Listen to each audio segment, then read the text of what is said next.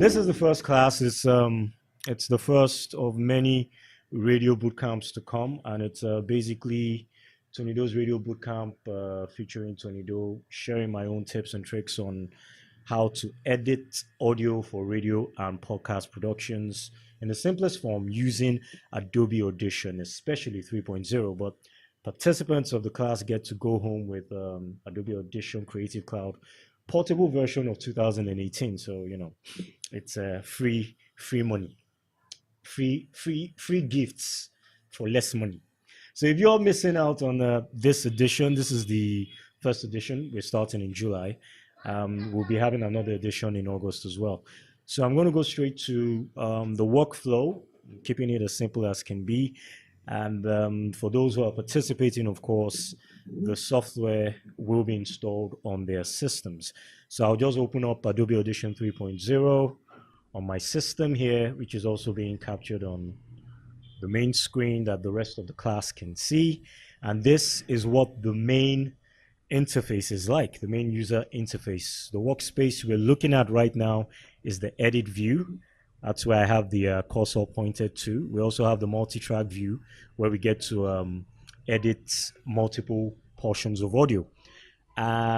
This particular view is the basic view for recording or for importing your audio tracks. So if we assume we're doing a quick recording of a piece of audio for, say, an intro to a radio show or a podcast or a sweeper for a radio station, this is the first page would open.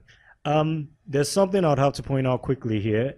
Whenever you set up your Adobe Audition, it makes sense to check out your audio configurations, and that's where we head up to edit. We scroll down to the audio hardware setup.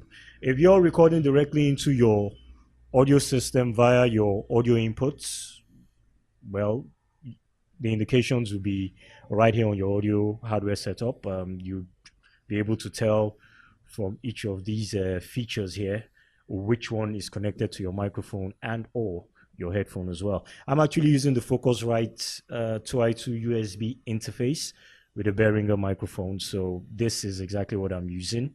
Focusrite has a habit of updating their software randomly, so I always have to try and catch up as well. As you can see, there are two versions here. There's the Focusrite Scarlett, which is the original version that came with the hardware itself, and then this is the Focusrite USB, which is new. It's a lot smoother as well, so I'll check this here. This is to indicate that I'm aware of the particular device I'm recording with, and down here it recognizes the input and the output associated with the software and the hardware. I would also check again on the multi-track channel to ensure that it's also the same thing in case I decide to record in multi-track view or edit my audio in multi-track view as well. Same thing with the surround encoder. I have to make sure everything is uniform. Sample rate standards for what we do: 41/100 hertz. Buffer size 256 samples. These things are just numbers that you just get familiar with. You don't have to be super tech geeky to understand these things. You see these numbers, just try and memorize them and understand that these numbers are just the standard pieces. So let's play around with a bit of our audio now. Let's say I'm doing a quick dry run of a program recording. Let's say we're doing a show or a podcast dependent on the bootcamp we're running now, and I want to do an intro for that. I simply click on this. There's no script, but it's always advisable to have a script. I click on the record button. It shows me a new waveform piece that opens up here. You can decide whether or not you want to record in mono or stereo. I would advise that your sample rate remains on 44/100. It's the standard. The resolution, leave it at 32-bit floats. It's also standard. As you can see, as soon as I open this channel, the sample rate, the channel, and the resolution as they are will remain the way I'll record. It's about choices if you want to record your audio as mono or stereo. I'd advise you record in mono. It's easier to edit that way. You can clean up and then convert to stereo a little later. So I click on OK, and we're ready to record. So it's picking up my voice already. And let me say this quickly. This is Tony Doe's Radio Bootcamp. Welcome to the podcast. So we have a short recording here. I'm going to stop right now and remove what I think I don't need. What I did right here now was place the cursor here and then click the left button and drag down to the left to highlight, Control X and delete. You can also highlight, right click and then decide whether or not you want to cut, but I'm removing what I don't need, so I'm cutting.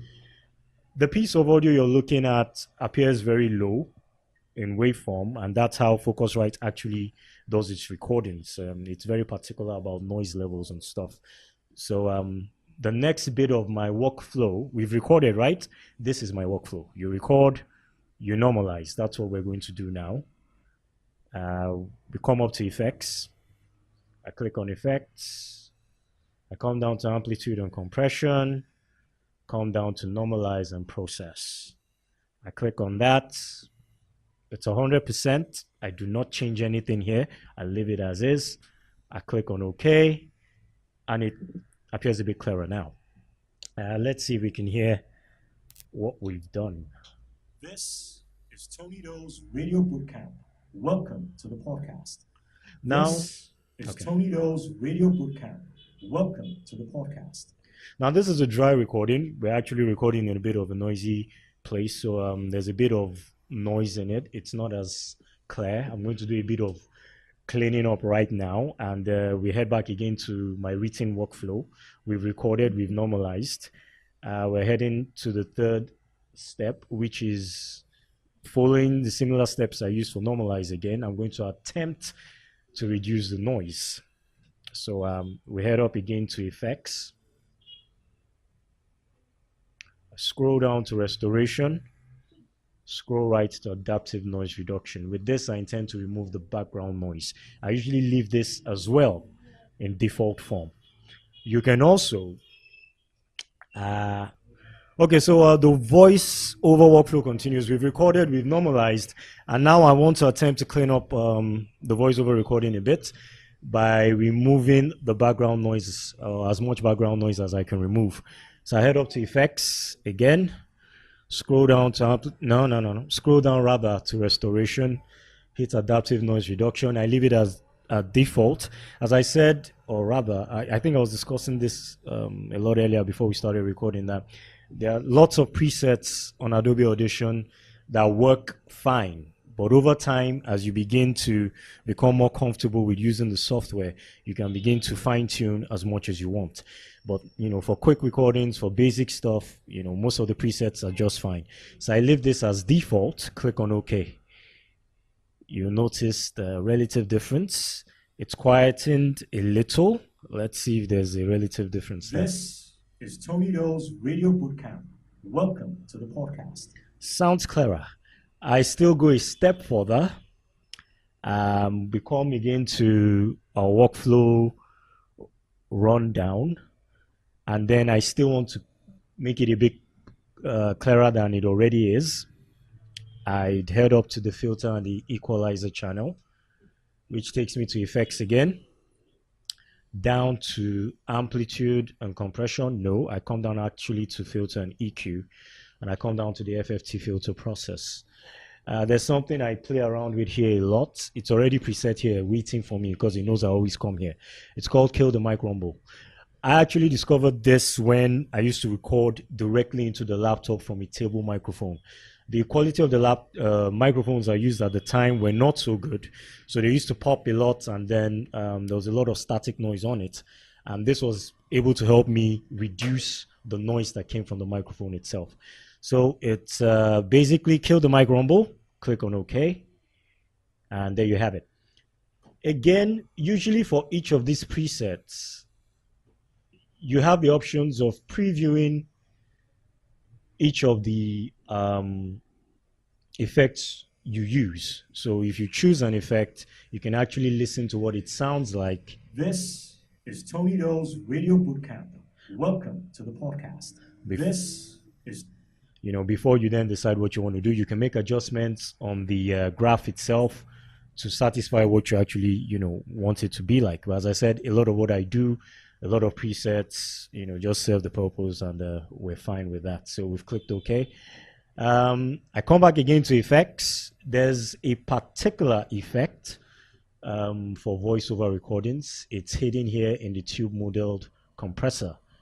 Again, it's listed here in my workflow, and that's our fifth step. Yes, effects, amplitude and compression, tube modeled compressor, voice over A. Over time, as you get used to this software, you can decide whether or not you want to use this. I actually use this because I think it works well for me. I click OK. It's made a relative adjustment. I come back to effects. I normalize, leaving it at 100%. Nothing to adjust here. Click OK. It lifts this a bit. And then I play back to check out what it sounds like. This is Tony Doe's Radio Bootcamp. Welcome to the podcast. I don't know if you've noticed a relative difference in the audio though. This is Tony Doe's Radio Bootcamp. Welcome to the podcast. So we've done a dry run of a voiceover recording. I go a step further if I want to add a sort of depth or a fullness to the audio. And to be able to achieve that, as it is like this, it's fine for whatever basic recording you want to do. This absolutely works. And then you can go on and decide how you want to use it for the rest of your production. But I usually go further, especially if I'm doing voiceover works. If I want my voice to sound a little richer than it already is, I come to effects, I come down to amplitude and compression, scroll down to multiband compressor. There's a preset I've created for myself here. It's called Tornado VO. And I actually created this after tinkering with some of the effects here to come up with something that actually just works fine for my voice.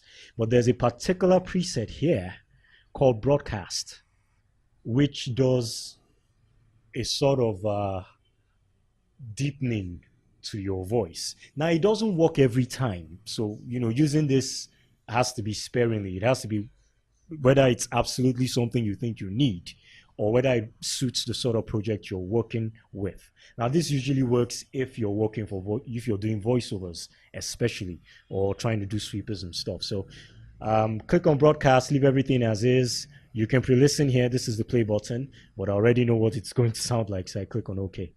And there we have it. It's full. This also means it will bring up a level of background noise. So I'm going to have to clean up my background noise again. To do that, I come down to filter and EQ. All this, of course, is explained in the workflow. You can follow the buttons there. Back to kill the mic rumble again. I click OK. It reduces it a bit. I come back to restoration. Adaptive noise reduction again. Click on OK. And it's relatively quieter. I normalize. Now, as it is, some professional voiceover artists or audio engineers may insist that this is a little too loud. But for me, this works absolutely well. Let's play back and hear what it sounds like. This is Tony Doe's Radio Bootcamp. Welcome to the podcast. So there we have it. It sounds richer. Sounds sounds deeper. Sounds like something you would actually want to play around with. So there we have it. We have our basic recording for a voiceover workflow. No major effects and stuff. As I said, the workflow itself depends on the quality of equipment you use and stuff. Now, because of what I use and all that, I go through a lot of processes, and also because of the location in which I record most times, I usually record in noisy environments. I have to look for creative ways to remove the background noise as much as possible. So there we have it, a basic overview of our voiceover recording using Adobe Audition 3.0. And of course, we recorded in the single view, user interface view, the edit view. And I think our next step would now be how to bring in our voiceovers, our effects, our music beds and stuff into a basic recording. And we'll do that in the multi-track view in just a few moments. So if there are any questions, you're welcome to ask.